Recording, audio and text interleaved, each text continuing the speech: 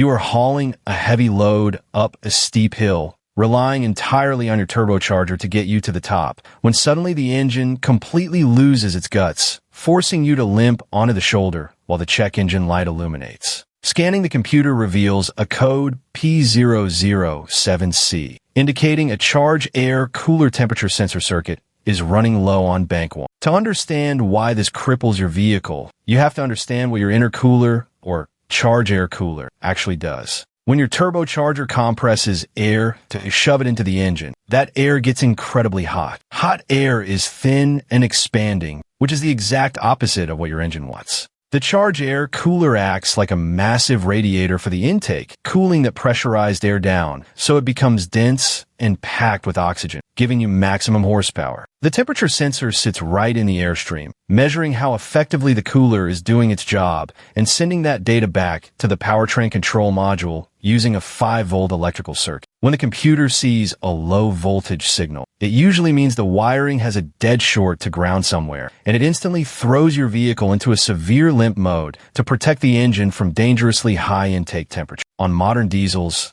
this code will even block your exhaust particulate filter from regenerating, which can cause massive headaches down the road. Fixing this requires a bit of electrical detective work. Start by looking right at the front of the vehicle where the sensor sits. Because it is right behind the grille, it is constantly blasted by road debris, water, and salt. Check the plastic connector for green fuzzy corrosion or wires that have snapped right off at the base. A really fast trick to test the wiring is to unplug the sensor and jump the 2 pins together in the connector with a small wire. If your scan tool suddenly jumps to a maximum high temperature reading, you just prove that the entire wiring harness and the engine computer are perfectly healthy, meaning the sensor itself has internally shorted out, is completely dead. If you want to be totally certain, you can measure the resistance of the sensor with your multimeter while the engine warms up. As the metal gets hot, the electrical resistance should drop completely smoothly without any weird spikes or dropouts. Do not forget to also inspect the front of the intercooler itself. If it is completely caked in mud or blocked by a plastic bag from the highway, it cannot shed heat,